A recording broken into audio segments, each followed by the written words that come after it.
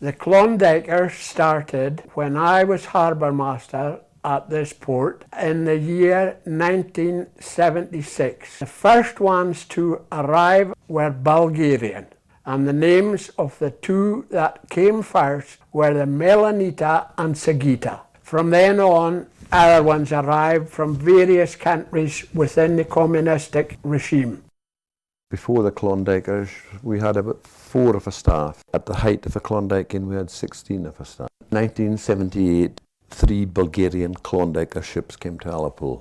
At that time, there was a gentleman, Sandy Duthie, in the village who was the first salesman, and he had taken those ships to Ullapool to get herring and mackerel, and he asked me would I supply those ships with vegetables and any other requirements. Ullapool was very, very busy with all those foreign factory ships. You forget how busy Ullapool was at that time. It was just mega.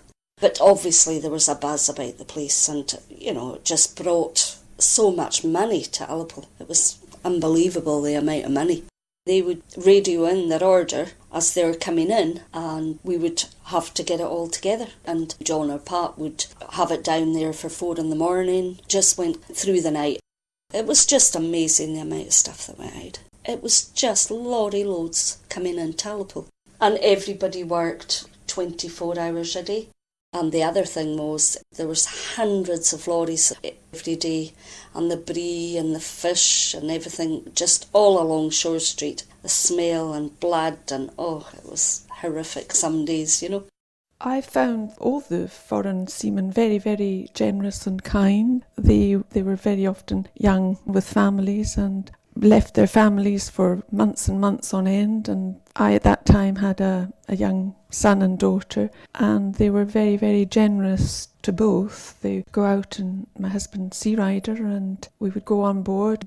They made a fine spread of the food they had, fish, caviar, or very often well-cooked baking good, great bakers on board, and we were entertained because there was a lot of singing at the time. They loved their music, and they'd burst into song at the drop of a hat.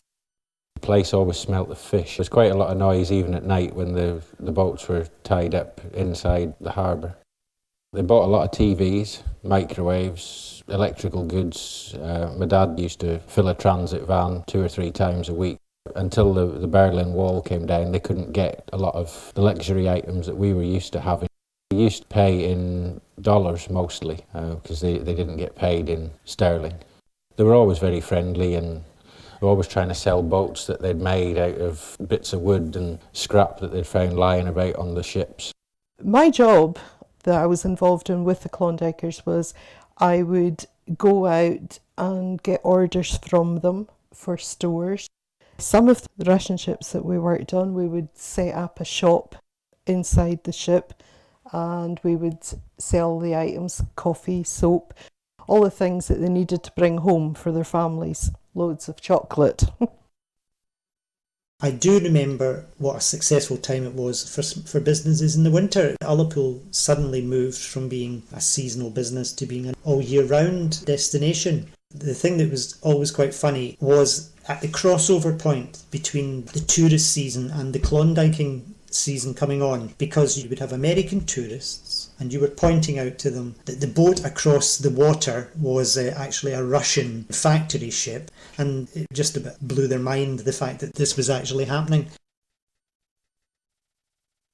Living here by the seaside as we do, we were aware of all the frantic noise emanating from the pier. And one thing I remember with horror is the amount of pollution from the fish.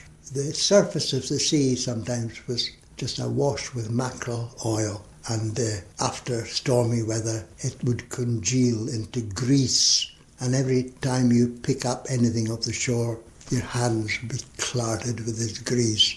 Now that was a bad thing, but it was inevitable really, because it was industry on a huge scale. When they got paid, the ladies of the Russian ships wanted to go to Inverness. We carried them to the shore and off they went. And the most interesting part was getting them back aboard the ships again. The part that really was comical was the transporting of them from our vessel onto the ship, and they just used the crane, and they lowered a big tractor tyre down, and all the ladies would crowd round the edge of the tractor tyre, hang on to the ropes, and whoosh up onto the ship,